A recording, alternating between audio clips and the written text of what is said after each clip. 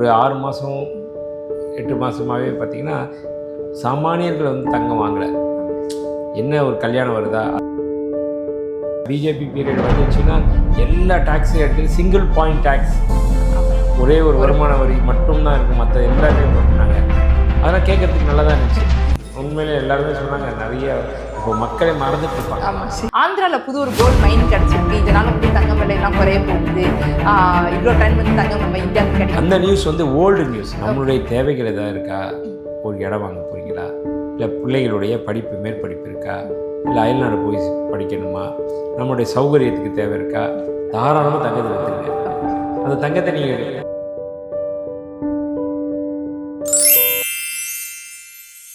Sir வணக்கம் sir. வணக்கம். மோடி வந்துட்டு லாஸ்ட் மந்த் 2 months பேக் சொல்லியிருந்தாங்க தங்கம் வந்து யாரும் வாங்காதீங்க இப்போதைக்கு அப்படின்னு சொல்லியிருந்தாங்க சார். திரும்ப லாஸ்ட் வீக் ஒரு நியூஸ் வந்துச்சு, நிறைய பேர் வந்து நான் சொன்னதை கேட்டு வாங்காமல் இருக்கீங்க, அவங்களோட பழைய கோல்டே வந்து திரும்ப வந்து யூஸ் பண்ணிக்கிட்டு இருக்கீங்க, விற்று வாங்கிட்டு இருக்கீங்க அப்படிங்கிற மாதிரி பேசியிருந்தாரு சார். அதை நீங்கள் எப்படி சார் பார்க்குறீங்க? இல்லை, அது வந்து எப்பயுமே ஒரு வார்த்தைக்கு ஒரு வார்த்தை தான் வலு சேர்க்கும். அது மாதிரி எத்தனை பேர் விற்றாங்க கணக்கெடுங்க, இவங்க சொன்ன எத்தனை பேர் வாங்காமல் இருந்தாங்க அப்படிலாம் பார்த்திங்கன்னா கணக்கே இல்லை. நின்று போச்சா, வியாபாரம் நின்று போச்சா, அதுவும் கிடையாது.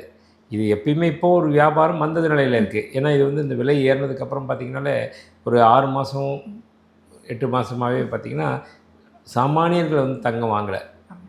என்ன ஒரு கல்யாணம் வருதா, அதுக்கு தேவையானது வாங்கிட்டு இருந்தாங்க, பணம் உபரியாக வச்சுருக்காங்களா அவங்க வாங்கிட்டு இருந்தாங்க. மற்றபடி வந்து சரி ஜஸ்ட் லைக் தட் வந்து கோல்டில் போடுவோம், பணம் இருக்குது போடுவோம், இல்லை கொஞ்சம் கொஞ்சமாக சேர்த்துட்டு போடுவோம் அப்படின்றதில் பெருசாக இல்லை, வாங்கலை. அப்போ இந்த டைமில் வந்து இவர் சொன்னதுனாலையும் இது சொன்னதுனாலையும் எல்லாருமே வந்து நிப்பாட்டிட்டோம் அப்படின்றதும் கிடையாது. ஓகே, அது ஒரு பாதிப்புன்றது ஒரு நீங்கள் சொன்னீங்கல்ல, இப்போ 35,000 டன் இல்லை 50 டன் விற்றுருக்காங்களான்னு, அது மாதிரி ஒரு சின்ன ஒரு பாயிண்ட்டு அந்த அவங்கள சார்ந்தவர்களோ இல்லை அவருடைய பிரதமர் சொல்லியிருக்காரு அப்படின்னு சொல்லிட்டு அதுக்காக ஒரு வார்த்தைக்கு மதிப்பு கொடுக்கலாம் அப்படின்னு கொஞ்சம் தள்ளி போடலாம் அப்படின்னு தான். மற்றபடி வந்து வியாபாரம் நடந்துக்கிட்டு தான் இருக்குது, அந்த இது போயிட்டு தான் இருக்குது. அதனால் இவங்க வந்து மறுசுழற்சி மூலிமா போயிட்டுருக்கு. அந்த மறுசுழற்சி மூலிமா போயிட்டு இருக்க பிஸ்னஸ் எப்பயும் நடந்துக்கிட்டு இருக்க பிஸ்னஸ். என்றைக்குமே நகைக்கடையில் பார்த்தீங்கன்னா ஒரு நாளைக்கு ஒருத்தர் ஒரு 100 பவுன் விற்கிறாரு அப்படின்னு சொன்னால் அந்த 100 பவுனில் 50 பவுன் பார்த்தீங்கன்னா பழைய தங்கத்தை போட்டு வாங்குறவங்க தான். Okay sir. எல்லா கடைகளிலுமே அப்படிதான். எல்லா கடைகளிலுமே ஓகே சார். 50% வந்து ஓல்டு கோல்டு டிரான்சாக்ஷன் இருக்கும். மீதி 50% தான் bank transaction, cash transaction, credit card, GPay இந்த மாதிரி பிரியும். அந்த வந்து பிரியுமே தவிர முழுக்க எல்லாமே சேல்ஸ் ஆகும்னு சொல்ல முடியாது. அப்போ அந்த மறுசுழற்சி முறையில் தான் 50% நடந்துக்கிட்டு தான் இருக்குது. Okay sir. சார் இதே மாதிரி போயிட்டு இருந்தால் வந்து தங்கம் இறக்குமதி குறைய நம்ம இந்தியாவுக்கு வாய்ப்பு இருக்குங்களா சார்? அதை வந்துன்னா இன்னும் கொஞ்சம் அரசாங்கம் முனைப்பு காட்டணும், அரசாங்கம் புதிய உத்திகளை கொடுக்கணும், அரசாங்கம் புதிய வரி சுமைகளை வந்து ஃப்ரீ பண்ணிவிட்டு வரி சலுகைகள் கொடுக்கணும். ஏற்கனவே கூட சொன்னாங்க பிஜேபி பீரியட் வந்துச்சுன்னா எல்லா டேக்ஸையும் எடுத்துகிட்டு சிங்கிள் பாயிண்ட் டேக்ஸ், ஒரே ஒரு வருமான வரி மட்டும்தான் இருக்கும், மற்ற எல்லாமே அப்படின்னாங்க. அதெல்லாம் கேட்குறதுக்கு நல்லா தான் இருந்துச்சு. உண்மையிலே எல்லாருமே சொன்னாங்க நிறைய இப்போ மக்களை மறந்துட்டு இருப்பாங்க. வாட்ஸ்அப்பில் நிறைய வந்துகிட்டே இருந்துச்சு. அந்த இந்த ஜிஎஸ்டி, அப்புறம் வந்து இன்டைரக்ட் டாக்ஸஸ்ஸு, அப்புறம் பார்த்திங்கன்னா இம்போர்ட் டேக்ஸு, இந்த மாதிரி நிறைய இருக்கு இல்லையா, அது எல்லாமே எடுத்துட்டு ஒரே ஒரு டேக்ஸ் வச்சுடுவாங்க அப்படின்னாங்க. அது நல்ல விஷயமாக தான் இருந்துச்சு, கேட்குறதுக்கு நல்லா இருந்துச்சு. இப்போ அது இல்லை, அந்த மாதிரி தான் இது. மேபி அரசாங்கம் அதுக்கு பின்னாடி ஒரு நல்ல ஒரு விஷயங்களை செய்து முன் கொண்டு வந்தாங்க அப்படின்னா நல்லாயிருக்கும். Okay sir. சார் இந்த 2020 இப்போ ஜூலை ஆரம்பிச்சிருச்சிங்க சார், இந்த செகண்ட் ஆஃப் தங்கம் விலை எப்படி இருக்கும் நீங்கள் கணிக்கிறீங்க சார்? இல்லை, செகண்ட் ஆஃப் அப்படின்றத விட என்னுடைய பார்வையில் பார்த்திங்கன்னா இந்த 2026 டிசம்பருக்குள்ளேயே ஒரு உச்சத்தை அடையும். எல்லாருமே எப்படின்னா விலை கொஞ்சம் குறையுன்றவாங்க, கொஞ்சம் கூட ஆரம்பிச்சோன்னா கூடன்னுவாங்க. இதுதான் நடக்கிறது. நம்ம மட்டும்தான் சொல்லிக்கிட்டு இருப்போம் இந்த மாதிரி குறைஞ்சது உடனே ரொம்ப குறையும் எதிர்பார்க்காதீங்க, இது எந்த நேரத்தில் வேணால் ரிவர்ஸ் வரும், அப்படியே டேக் ஆஃப் ஆகும்.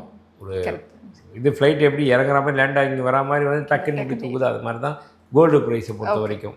அதனால் திருப்பியும் கூட வரலாம் அப்படின்ற மாதிரி. இன்னும் வரக்கூடிய அடுத்தடுத்த நிகழ்வுகள் என்ன வரப்போகுது அதை பொறுத்து தங்கத்தோட விலை நிர்ணயிக்கப்படும். Okay sir. நிபுணர்கள் நிறைய பேர் வந்துட்டு இப்போதைக்கு தங்கம் வாங்காதீங்க, நிறைய பேர் நம்ம யூடியூப்ல பார்க்கும்போது வந்து இப்போதைக்கு தங்கம் வாங்காதீங்க, வெயிட் பண்ணுங்க, இன்னும் வந்து குறையும், அவங்க வட்டி விகிதத்தை உடனே ஏற்ற போறாங்க அமெரிக்காவில், ஸோ தங்கம் வாங்காதீங்க அப்படின்னு சொல்லிட்டு ஒரு பேனிக்கை கிரியேட் பண்றாங்க மக்கள்கிட்ட. இதை நீங்க எப்படி சார் பார்க்குறீங்க? இல்லை, வட்டி விகிதத்தை ஏற்ற போகிறாங்கன்னா அது உடனே நடக்காது. இன்னும் ஒரு 3 மாதம் 4 மாதம் கிடைச்சா அடுத்த மீட்டிங் ஃபெட் மீட்டிங் வரும். அதுக்கப்புறம் தான் அது வருமே தவிர அதுக்கு முன்னாடி வராது. இதுக்கு முன்னாடி சின்ன சின்ன ஒரு என்ன அறிக்கை விடுறாங்களோ அதை வச்சு அதோடைய பாதிப்பு 1 நாள் 2 நாள் இருக்கலாம், அவ்வளோதான். இவங்க எல்லாருமே சொல்கிறதே வந்து நான் சொன்னேன், ஒரு கல் எடுத்து போட்டால் காக்கா எல்லாம் பறந்து போகும்ல, அது மாதிரி தான். ஏன் என்னன்னு தெரியாது, எல்லாம் அந்த இடத்துல சலசலன்னு அந்த சலசலப்பு தான் இப்போ நடந்துக்கிட்டு இருக்கு. ஆனால் திரும்ப திரும்ப அதான் நான் சொல்லுவேன், அப்படி கிடையாது. இந்த வரைக்கும் இருக்கிற லோயர் பாயிண்ட்டை டச் ஆகிடுச்சு. இனி வர்றதுன்னு பார்த்தீங்கன்னா நிச்சயமாக ஹையர் எண்ட் போகும். இப்போ ஏன்னா அந்த ஜேபி மார்கன், கோல்ட்மேன் சாக்ஸு இவங்களாமே சொல்லியிருக்காங்க ஏற்கனவே. அந்த ரேலி அந்த தொடர் ஓட்டம் இன்னும் ஸ்டார்ட் ஆகலை. அது ஸ்டார்ட் ஆகிடுச்சுன்னா கண்டிப்பாக அதிகமாக போகிறதுக்கு அவங்களாம் வந்துட்டு $6000 வரப்போகுதுன்னு நிறைய பேர் சொல்லியிருக்காங்க. அதெல்லாம் இப்போ நம்ம பார்க்குறதே இல்லை. இப்போ குறையுதுன்னு இன்னும் குறையுதுன்னு தான் பார்க்குறோம். நிச்சயமாக அதை தொடர்றதுக்கு வெகு சில தினங்களே இருக்கு. தினங்கள். Okay sir. சார், ஈரான் போர் மற்றும் கச்சா எண்ணெய் விலை உயர்வு காரணம் காமிச்சு இறக்குமதி வரியை வந்து கூட்டினாங்க சார். இப்போ போரும் வந்து சமாதானம் ஆயிடுச்சு, கச்சா எண்ணெய் விலையும் வந்து கட்டுப்பாட்டுக்கு வந்துருச்சுங்க சார். ஸோ இதுக்கப்புறம் இறக்குமதி வரியை குறைக்கிறதுக்கு வாய்ப்பு இருக்குங்களா சார்? குறைச்சா நல்லா இருக்கும். முதல்ல அது குறைஞ்சாலே ஒரு 10,000 ரூபா சவரன் ஒன்று குறையும். ஓகே.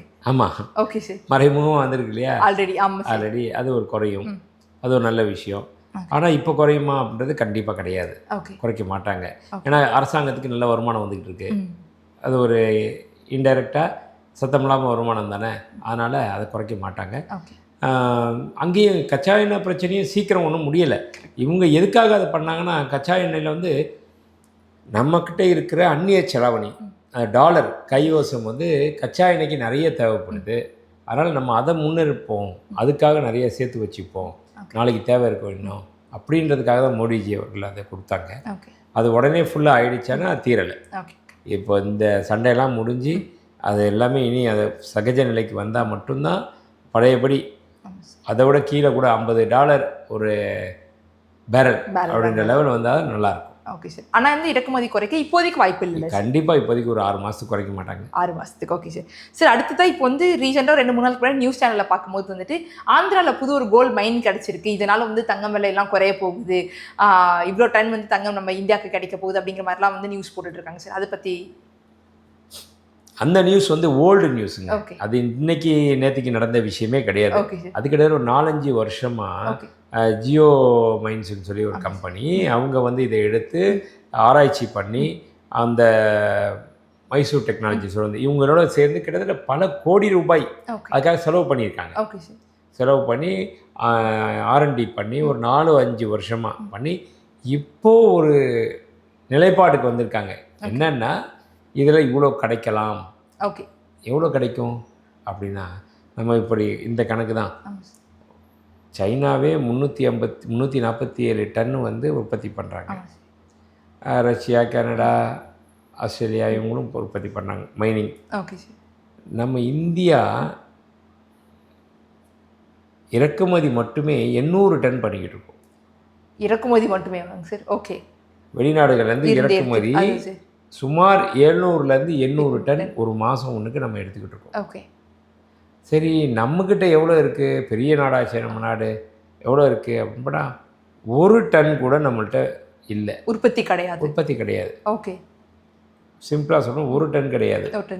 சரி, இப்போ புதுசாக கண்டுபிடிச்சிருக்காங்க. இந்த மைன்ஸில் என்ன பண்ணியிருக்காங்க அப்படின்னு சொல்லி பார்த்தீங்கன்னா 400 கிலோ, டன் கிடையாது, 400 கிலோ 1000 கிலோ சேர்ந்தது ஒரு டன்னு. 400 கிலோ தங்கம் ஒரு வருஷம் ஒன்றுக்கு கிடைக்கும் இருக்காங்க. வருஷம் ஒன்றுக்கே 400 கிலோ டன், 400 கிலோ வருஷம் ஒன்றுக்கே 400 கிலோ தான். அதாவது அரை டன்னு கூட இல்லை கிடையாது. Okay sir. இதுதான் நம்முடைய இது. அதுவும் வந்து இன்றைக்கி அறிவிப்பு கொடுத்துருக்காங்க. இது வந்து எல்லாமே வர்றதுக்கு இன்னும் ஒரு வருஷம் நடந்தால் தான் வரணும். அதுவும் நீங்கள் நினைக்கிற மாதிரி, மற்றவங்க நினைக்கிற மாதிரி ஈஸியாக கட்டி எடுத்துகிட்டு வர்றதெல்லாம் கிடையாது. அது வந்து அந்த மண்ணோட மண்ணாக, பாறையோட பாறையாக இருக்கும். அதை எடுத்து அதை வந்து கிட்டத்தட்ட ஒரு லாரி அளவுக்கு ஒரு மண். ஓகே. இல்லை பாறையோ மண்ணோ எடுத்தோம்னா அதில் 10 கிராம் தங்கம் தான் கிடைக்குதுன்றாங்க. 10 கிராம் தங்கம். 10 கிராம் 1.25 சவரன். சவரன் தான். நம்ம ஈஸியாக காசு கொடுத்து வாங்கிட்டு வந்துடுறோம். கரெக்ட் தான் சார். 1 பவுனா 2 பவுனான்னு வாங்கிட்டு வந்துடுறோம். ஆனால் அது உற்பத்தி எங்கிறது வருதுன்னா ஒரு லாரி அளவுக்கு மண். அந்த மண்ணை எடுத்தாலே 10 கிராம். அதுக்கான செலவினங்கள்லாம் அதிகமாக இருக்கும். அதுதான். அதனால தான் அதை வச்சு தான் நம்மளுடைய நாட்டில் எடுக்க முடியறது இல்லை. ஓகே. ஏற்கனவே சோனாப்பூர்னு சொல்லிட்டு உத்தரப்பிரதேசத்தில் கண்டுபிடிச்சாங்க. அது வந்து நீ பேப்பரில் மீடியாவில் எல்லாமே கோல்டு கண்டுபிடிச்சிட்டாங்க அப்படின்னு வந்துச்சு பாருங்க. அது இப்போ எங்கே போச்சு? சத்தமே இல்லாமல் சத்தமே இல்லைல்ல. அது மாதிரி தான் இதுவும் வந்து யானை பசிக்கு சோள பொரின்னுவாங்கள்ல, அது மாதிரி தான் இந்த 400 கிலோ அப்படின்றதும். 1 டன்னு கூட இல்லையே. நம்மளுடைய தேவை 800 டன் இருக்கு. மோடிஜி சொன்ன மாதிரி இறக்குமதி பண்ணாதீங்கன்னா நம்ம சரி அப்போ உற்பத்தியாக குறைக்கணும்ல. உற்பத்தி அப்போ அடுத்த வேலை என்ன பண்ணலாம்? மக்கள் இருக்கிறத யார்கிட்டலாம் அதிகமாக இருக்கோ அதை வாங்கி மற்றவங்களுக்கு கொடுங்க.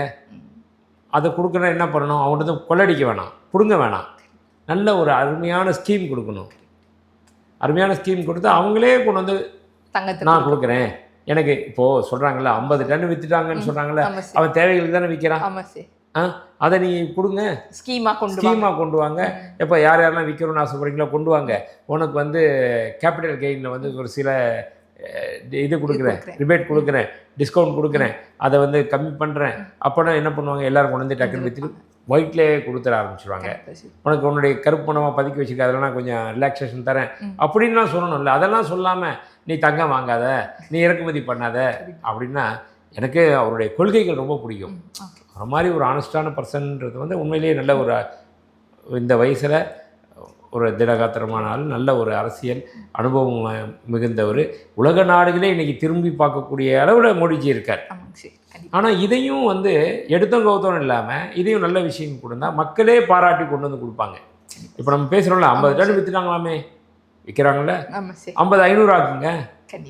நீங்கள் நல்ல ஸ்கீம் கொடுங்க, மக்களே கொண்டு வந்து கொடுத்துருவாங்க. அது மாதிரி பண்ணணும் அப்படின்றது என்னுடைய விருப்பம். சார், இதுக்கும் இந்த கோல்டு மானிட்டைசேஷன் ஸ்கீமுக்கும் ஏதாவது சம்மந்தம் இருக்குங்களா சார்? லைக் தங்கம் எடுத்துகிட்டு வந்து கொடுக்கறது? இல்லை அதுதான். இப்போ இவங்க வந்து தன்னால் கொண்டு வந்து கொடுக்கறது ஒன்று. Okay sir. இல்லை அரசாங்கம் ஒரு சட்டத்தை போட்டு நீ இவ்வளோ தான் வைக்கணும், இவ்வளோ தான் அப்படின்னு ஒரு சட்டத்தை ஏற்றி கொண்டு வரதுன்னு வேறு. அதை அந்த மாதிரி கொண்டு வரதோட கோல்டு மானிட்டைசேஷன் ஸ்கீம் அப்படின்றது அது வரத்துக்குள்ள இவங்க இந்த மாதிரி அறிவிப்பின் மூலமாக மக்கள்கிட்ட இருக்கிறத தாமா முன் வந்து அவங்களே சில பேர் இருப்பாங்கல்ல, விற்கலாமா வேணாமா, இது லாபம் தரக்கூடியது தான், நம்ம 4000 ரூபா 3000 ரூபாய்க்கு கிராம் வாங்கிட்டோம், இன்றைக்கி நல்லா போய்கிட்டு இருக்கு, விற்றுட்டோம்னா இது அதுக்கப்புறம் இன்னும் நல்லா போச்சு என்ன பண்ணுறது? அப்போ இதை விற்றா கூட இன்றைக்கி போய் நான் வந்து விற்றேன்னா கேபிட்டல் கெயின் நிறைய கட்ட வேண்டியது இருக்குது, என்ன பண்ணுறது அப்படின்னா அவனுக்குலாம் சின்ன ஒரு ரிலாக்ஸேஷன் கொடுங்க. அவன் டக்குன்னு விற்றுருவான். அந்த வித்தாச்சுன்னா அது எல்லாமே நாட்டுக்கு வந்துடும்ல. அப்படி வந்துருச்சுனாலே போதுமே. நம்மளுடைய இது நான் 35,000 40,000 டன் இருக்கிற இடத்துல வெறும் 10% வந்துச்சுன்னா போதும், 4000 டன் வந்துடும். 4000 டன் வந்தாச்சுன்னா நீங்கள் 5 வருஷத்துக்கு பண்ணவே இறக்குமதியே தேவையில்லை. கரெக்டு தாங்க சார். சரி, இப்போ வந்து மக்களுக்காக வந்துட்டு நிறைய பேர் கன்ஃபியூஸ்டாக இருக்காங்க. தங்கம் விலை ஏறி இறங்கிட்டே இருக்குது, நிறைய பேர் விற்கலாமா வேணாமா அப்படிங்கிறவங்களுக்கு நீங்கள் கொடுக்குற ஒரு சொல்யூஷன் என்னவா இருக்கும் சார்? கண்டிப்பாங்க. நமக்கு மிஞ்சினது தான், தனக்கு மிஞ்சினது தான் தானமும் தர்மமும். நம்மளுடைய தேவைகள் எதாவது இருக்கா? ஒரு இடம் வாங்க போகிறீங்களா?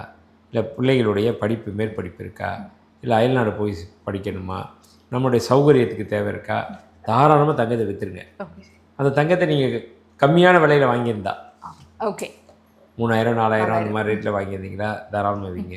இல்லை அதிகபட்சமாக விலை கொடுத்து வாங்கிட்டீங்க, நான் வந்து 10,000 ரூபா வாங்கிட்டேன், 12,000 ரூபா வாங்கிட்டேங்க, எனக்கு ஒன்றும் பெரிய ப்ராஃபிட் இல்லைங்க, அப்படி உங்களுடைய தேவைகள் இப்போ இல்லையா, அதை அப்படியே வைங்க. இது ஒரு பொக்கிஷங்க. ஏன்னா இப்போது நான் எதுக்காக சொன்னால், அவங்கள்ட்ட இருக்கிறதுனால கடைக்காரருக்கும் லாபம் இல்லை, வியாபாரிக்கும் லாபம் இல்லை, எனக்கும் லாபம் இல்லை. ஆனால் நான் ஏன் சொல்கிறேன்னா இது ஒரு பொக்கிஷம். தங்கம்ன்றது இது இன்றைக்கி பார்க்க வேணாம், அடுத்த ஒரு 24 மாதம் பாருங்கள், அதனுடைய பலன் வேறு மாதிரி போய்கிட்டு இருக்கும். அதனால் வாங்க முடியாதவங்க எது வேணால் சொல்லுவாங்க, வாங்க முடிகிறவங்க சைலண்ட்டாக சேமிப்பு, உழைப்பு, சேமிப்பு, அந்த காசை இந்த மாதிரி ஒரு இன்வெஸ்ட்மெண்ட்டில் போட்டு வாங்கி வைப்பாங்க. ஆனால் நீங்கள் எந்த இடத்துல இருக்கீங்கன்றதை நாம் தான் முடிவு பண்ணணும். இதில் வீடியோஸில் பார்த்து நிறைய பேர் கூட கமெண்ட்ஸில் வரும், சில பேர் நெகட்டிவ் கமெண்ட்ஸ் போடுவாங்க. ஆமாம், என்ன தங்கத்தை வச்சு சாப்பிட முடியுமா, தங்கத்தை தப்பு இல்லை, அது இயலாமையை காட்டுது. அவங்க மேலே இருந்து நம்ம குறையே சொல்ல முடியாது. அதனால தான் நான் எப்போயுமே நெகட்டிவ் கமெண்ட் வந்தால் கூட அதை பற்றி எனக்கு கோபமும் வராது, அதை பார்த்து கடந்து போயிடுவேன். எல்லோரும் கேட்பாங்க, என்ன சார் இப்படி போட்டிருக்காங்களே என்னவாங்க சில இடத்துல. யாருக்கு தான் நெகட்டிவ் கமெண்ட் இல்லை, எல்லா இடத்துலையுமே உண்டு. அதுவும் அதே மாதிரி யார் சொன்னாலும் நிற்கும்னா நிற்க போதா, இல்லை நிற்காத விலை ஏறுன்னா ஏறப்போதா, அது தன்னுடைய பர்ஃபார்மன்ஸ் போய்கிட்டே இருக்கும். இதை பார்த்துட்டு கொஞ்சம் புத்திசாலித்தனமாக இதில் இன்வெஸ்ட் பண்ணுறவங்க கொஞ்சம் சம்பாதிப்பாங்க. இல்லை ஏற்கனவே பண்ணவங்க இவங்க சில பேர்லாம் போடுவான், நான் 2000 3000 போய் வாங்கிட்டேன். வாங்கிட்டீங்களா, லாபம் தானே, எவ்வளோ லாபம் இருக்குது, சரி அப்போ விற்றுறீங்களான்னா விற்க மாட்டாங்க. இன்னமும் மேலே போகும், நான் இப்போ எனக்கு தேவையில்லை. அதுதான் தேவையில்லைன்னா சும்மா வச்சுக்கலாம், தேவை இருந்தால் தாராளமாக அதை விற்கலாம். அப்படி ரொம்ப விற்கிறோமா பாதி 50% விற்றுட்டு இதை மீதியை கூட வச்சுக்கலாம். ஓகே சார், எல்லா கேள்விகளுக்கும் ரொம்ப தெளிவாகவே பதில் சொன்னீங்க சார், ரொம்ப நன்றி. நம்ம சேனலை லைக் பண்ணுங்கள், கமெண்ட் பண்ணுங்கள், ஷேர் பண்ணுங்கள், சப்ஸ்கிரைப் பண்ணுங்கள், மறக்காமல் பெல் பட்டனை ப்ரெஸ் பண்ணுங்கள். என்றும் இணைந்திருங்கள் கோல்டு குருவுடன்.